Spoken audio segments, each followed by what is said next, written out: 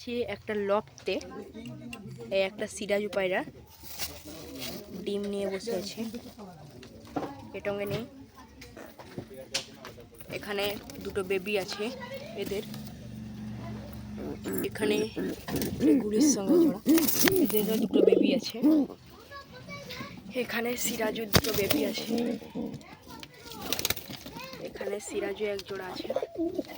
এখানে দু পিস বাচ্চা আছে।